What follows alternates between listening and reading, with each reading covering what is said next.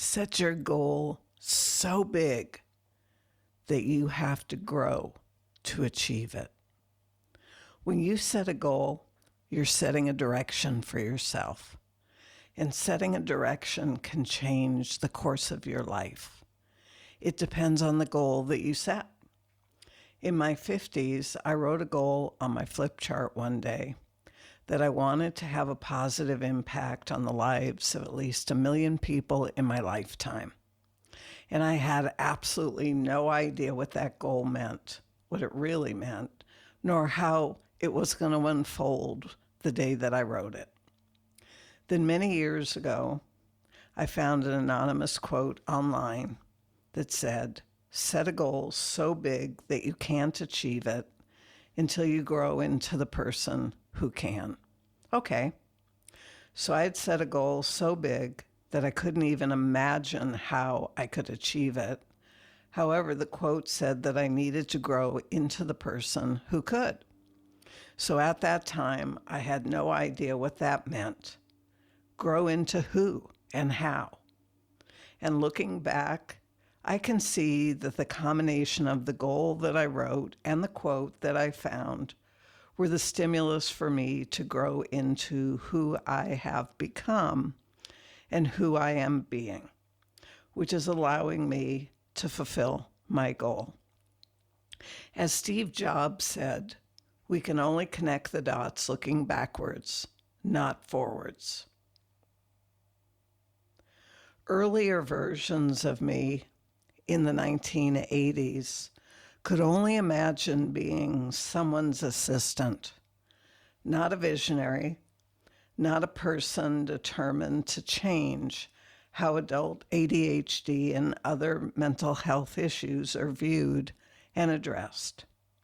I knew from my own personal journey and those of many, many adults that I've worked with over the years that the current ways, the old ways, are no longer suitable, and they never were. We are entitled to know what is possible for us, whether we're living with ADHD, depression, anxiety, addictions, trauma, chronic illness, and more.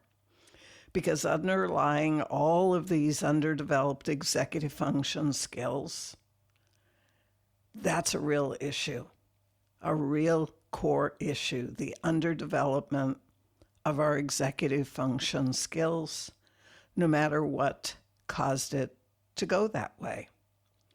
When you're living with any of these conditions, your energy and your focus is flowing elsewhere, not on the development of your executive function skills. And these conditions pull so much of our day-to-day ability to make it through a day with some successes that we have nothing left over to give to our developing skills. Their development begins in childhood, and so do many of the conditions I just mentioned. I remember interviewing a 10-year-old boy for a research study on ADHD that I was an international researcher for, and I had to disqualify him for participating in the study because he was depressed and mildly suicidal, and he was 10 years old. The win in this situation is that I was able to sit with him and his parents and advocate for getting him the help that he needed and talk briefly about the changes that could be made immediately in their family system. I'm so glad I was able to have that conversation and advocate for him. I often quote Jim Rohn, and it's appropriate again here. For things to change, you have to change. And the changes will need to be made from the inside out. Again, the changes will need to be made from the inside out. Yes, I can teach you how to make proper plans, set solid goals, how to prioritize and stay on task. And I also need to teach you and help you to change from the inside out, to transform yourself from the current version of yourself to what's next for you. In other words, if you keep your current identity of an ADDer, if that's you, then by default, an ADDer cannot do the things well that you need and want to do to have the successful life you want. All you have to do is read the diagnostic criteria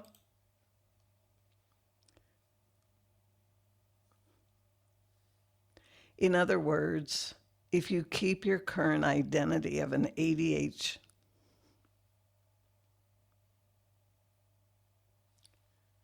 yes, I can teach you how to make proper plans, set solid goals, how to prioritize and stay on task. And I also need to teach you and help you change from the inside out, to transform yourself from the current version of yourself to what's next for you.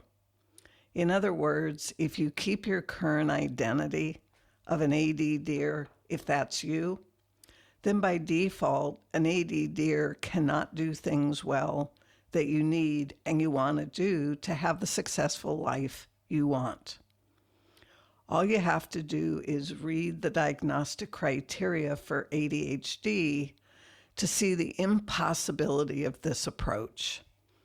Instead, you need to upgrade who you're being, transform your identity, so that you are no longer an ADDer, not by that definition, rather a human being with a brain that's configured as it is, which is amazing, and train yourself to be able to do amazing things with your magnificent brain.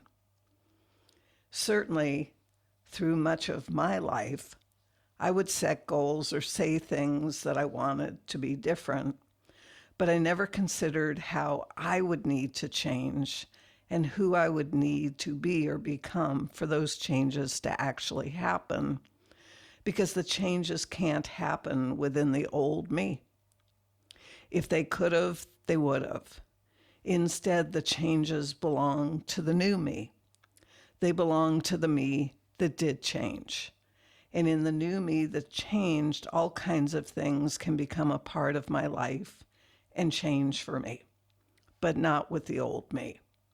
So if I stayed the same and was going to be the same me that I was years ago, with the same habits and the same people in my life, with the same way of thinking and the same way of doing, with the same limited beliefs, if I wanted to keep all the old stuff, then the new me could not emerge. The new me is what would contain all of the new changes that I continually have said that I want. And the same thing is true for each and every one of you. If we want the changes we say that we want, we need to create and move into an upgraded version of ourselves. We need to be that person starting today. We do this by keeping the best of who we are and then upgrading the rest. Another way of saying this comes from a song that a friend of mine wrote years ago called Travel Light. He said, "Take with you the best and leave the rest behind." So when I was making this transformation in my own life, I followed that advice. I traveled light, I took with me the best, and I left the rest behind. And then I started adding in new skills, new beliefs, new ways of behaving, and a new sense of me, who and how I had decided to be. And that is the person I have continued to grow into being over the years. This is the journey if you want your life to be different. If you want changes, if you need changes, you need to become, you need to be the person who can have and live those changes in an ongoing way. Got it? Great. I want to help you move from stuck to unstoppable through the clarification of your goal, the upgrading of your identity, the reframing of your limited beliefs, and the development of your executive function skills. And if there was ever a time that you needed these skills and everything else I'm talking about so you can navigate the ever-changing world successfully, now is that time.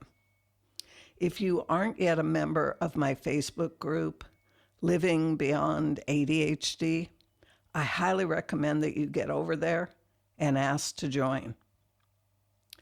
But as you're asking to join, pause and be sure that you answer the few questions that are asked that include a question about the group rules.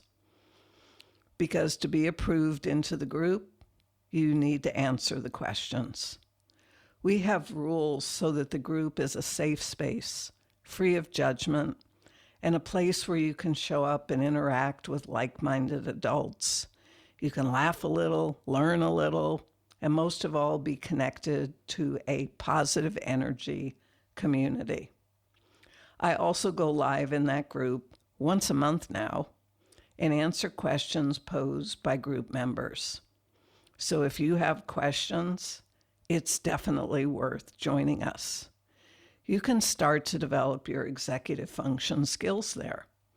And if you want to further develop those executive function skills, I have lots of resources available on my website, including the opportunity for you to get on the informational wait list for the Adventures in Achievement Foundational Skills program.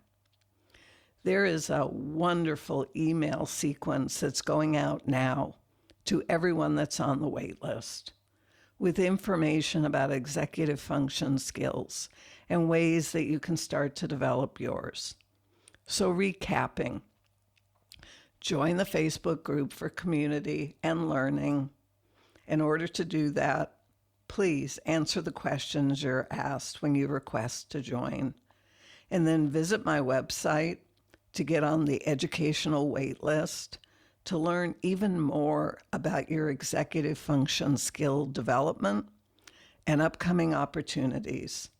You won't want to miss out. For those of you who have been longtime listeners, which many of you have, you know that I'm really big on wins and their importance in your life. When you're focused on wins every single day, you're training your mind to notice what is right with you, what's right with what you're doing, and what's right in the world. And especially during a time when it would be so easy to ignore what's right or good or even amazing.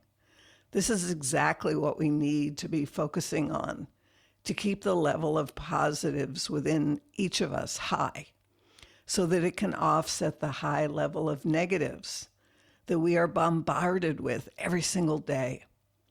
How you experience your life and the meanings that you give the events of your life contribute greatly to the quality of your life. We don't always have control over the events or the experiences. However, we do have control over the meaning we give them. We know that what you focus on grows, and that it's important to stand guard at the doorway to your mind and not let in things that don't serve you. So why focus on anything but wins? That way, you're going to continue to attract more and more wins into your life, all leading you to the state of mind and life that you want. You are a precious child of God and the universe, and you are called a human being, not a human doing, for good reason. You don't have to earn your value. You were born with it because your value comes from who you are, not what you do. And if you need a place to know that this is true, be sure to join the Facebook group, Living Beyond ADHD, so you can be with others who will celebrate your wins with you and affirm that you are more than okay as you, the human being. So what's it going to be for you today? If you're teaching your children what you're learning from my podcast, that's great. If you set a small enough goal for yourself to actually achieve it and feel good about it, that's fantastic. And if you've made the decision to revisit that goal that's bigger than you can achieve right now, that is totally awesome. You get the point. Celebrate all of them. And none of this half-hearted celebrating. You've got to mean it. Exaggerate your emotions. Yes, wow, awesome. Be sure that you're celebrating your wins, big and small, because celebrating daily builds consistency and makes a faster difference in your life. So, how much time do we have? Not much. So let's get to it. Back to setting a goal so big that you can't achieve it until you become the person who can. Do you have such a goal? And have you been stuck trying to figure out how you're going to achieve it and not figuring out a way and perhaps quitting or getting discouraged? The answer is really simple. Not easy, but definitely simple. You first need to become that person. Be that person who can achieve the goal. And then you can, because your success will be inevitable when you are being that person first. So, is there a gap between who you are being today and who you need to be? Where are you stuck? Do you know? We are as stuck as we make up our minds to be, and there are always solutions to keep moving forward. I gave an example to students a while back that someone might say they want to be a philanthropist and do good things in the world and believe that they need to have the funds and resources or connections first because they can't be a philanthropist without those things. This is backwards thinking. There are many, many ways and opportunities to be a philanthropist now and continue to expand what that means and what you're able to do in the world. It can start now if you are being that person now who is a philanthropist. You need to be first and then do what is in your heart. So what's the goal or the vision that you have that's so big that you haven't been able to achieve it because you aren't yet the person who can? Have you shared it with others, or do you keep it to yourself? Are you scared of what it means to go after such a goal, and so you haven't even started yet? Honestly, you need to reverse your process and first focus on who you need to be in order to achieve your goal, and then work on being or becoming and being that person first. And then as that person, you will be in alignment to move forward on your goal, your big goal. Another example, if we wanted to be a lion tamer or trainer, it isn't just about the techniques for training the lion. First, we need to be the person who can train a lion. We need the traits, the characteristics, the values, and the way of being of such a person before we can proceed and train the lion effectively and without injury. We need to be first and then do. Another example, if we are addicted to something, misery, alcohol, people, drugs, spending, gambling, sweets, or many other things, our identity is an addict. That is who we're being. Addicts are addicted to something and think and behave and live as the addicted person they are being. I know from personal experience. And it's near impossible to be an addict on an identity level and not behave that way. I know from personal experience when I was smoking cigarettes, for example, in my early 20s, and the person I got married to hated smoking because his mother was a chain smoker. He said it wouldn't work for us if I continued to smoke, So I stopped smoking for the 5 years or so that we were together. No cigarettes, no cravings, nothing about cigarettes. And I thought I wasn't a smoker because I wasn't smoking. And yet I learned an important lesson when he and I separated and divorced. I went out and I bought a pack of cigarettes that day, and I resumed smoking. Why? Because my identity was still that of a smoker, and smokers smoke. When I realized this about my identity and who I was even during the years of not smoking, that my identity was still that of a smoker, and that's why it was so easy for me to resume smoking as if I never stopped, I came to understand the importance of identity. I am, and whatever follows those two words are critically important to how you live your life.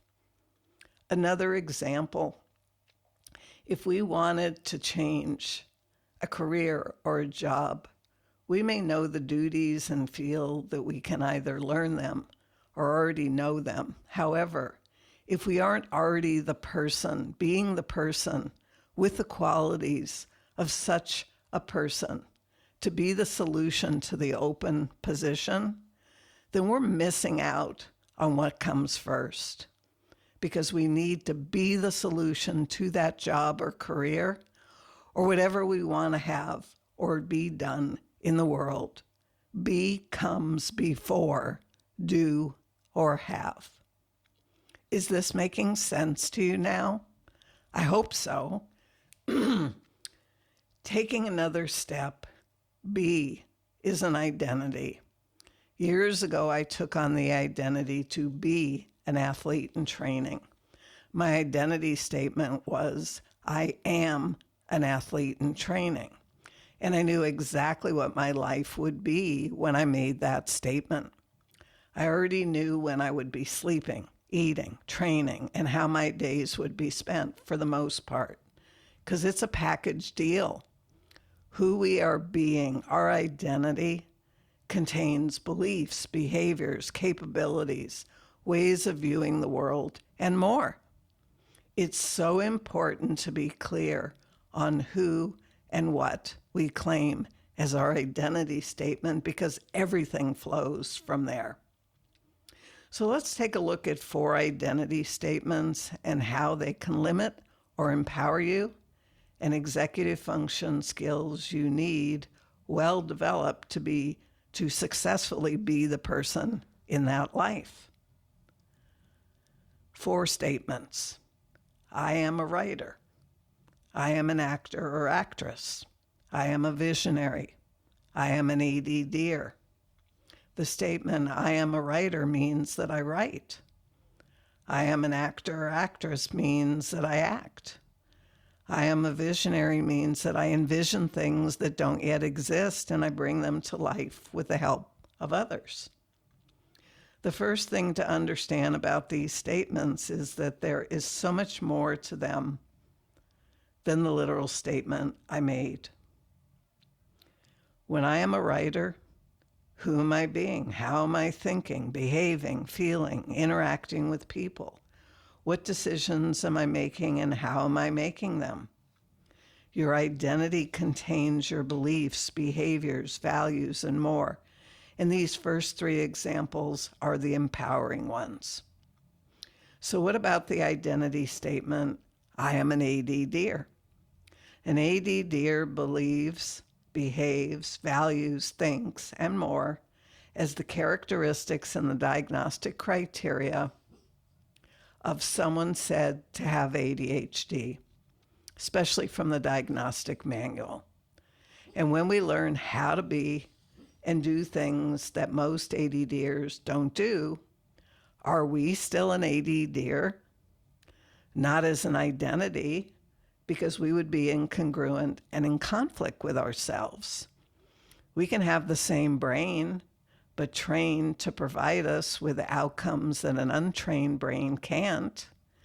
If we continue to say, I'm an ADDer, then we continue to reinforce that which is no longer true in a sense.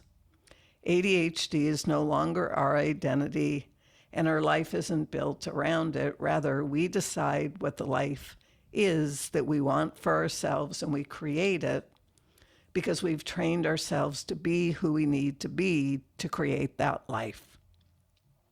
And if this sounds like a fairy tale to you, it's not.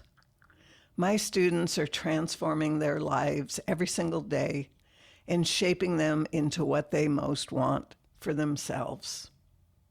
I want you all to know that there is real hope for resolving the challenges that you're experiencing with a restricting identity, limiting beliefs, and underdeveloped executive function skills. The goal that I wrote so many years ago, to have a positive impact on the lives of at least 1 million people in my lifetime, you are one of those people because you're listening to this episode or any of the other episodes of my podcast show. And if you have or you're willing to post a positive review about any episode of this show, you'll be helping me reach more people to achieve this goal and make the difference. The widespread needless suffering of millions of adults around the world has to stop. And I'm doing what I can to stop it with this generation, with us. We all need to address our limiting beliefs, our outdated identities, and our underdeveloped executive function skills if we want to live the life that is possible for us with these changes. We have to be the person who lives the life we say we want, not struggle to live the life that we say that we want so that we can become that person someday who has that life. And besides, there is no someday on the calendar. So slow down, become a student of your own life, understand what you need to succeed with a multifaceted brain that you have. Take action on what you learn about yourself, because this is the life work that lies ahead for you if this is your time. You came to this lifetime with an empowering gift or gifts, and I would love it if each and every person on this planet were able to express his or her unique empowering gifts freely, without the threat of being shamed or criticized or restricted in some way. Let's put an end to that stigma once and for all. A favorite quote of mine: set a goal so big that it scares you. Big goals require more of you than small goals. And to reach big goals, you must be intentional and you must plan your approach. There are steps to take, and this will take time. Small goals can be for immediate gratification. However, you can plan out a big goal so that there are consistent small achievements to celebrate every day. You can't wing it with a big goal. This means you are 100% responsible 100% of the time for the outcomes in our life with our big goals. And it's up to us to decide what we're going to do. This is why you need to develop your executive function skills, because they're going to carry you there, just like the other things that I'm talking about. So whether you're learning from my podcast episodes or live videos, or you're working with me directly, you're in my world, and I'm here to serve your needs. So be sure to reach out and get your needs met. It's up to you to take action so that things can change for the better for you. And they can only change for the better for you if you change you. So 2 priorities for you. Join the Facebook group so you can have a non-judgmental community to lean into. And definitely put yourself on the educational wait list for the Adventures in Achievement Foundation Skills program so you can start receiving this information in the email series that we created just for you. If you enjoyed today's podcast episode or any of my other episodes, please share this with others.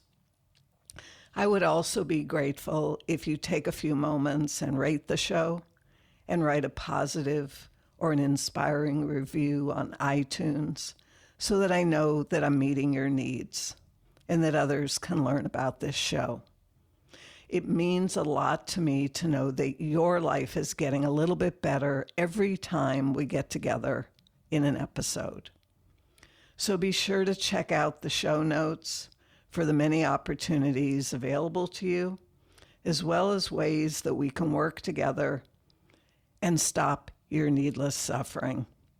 You will find real solutions to the challenges that you're experiencing, and I would love to help you to realize a new freedom. That is, if that's of interest to you. Thanks for listening. Until the next time, bye for now.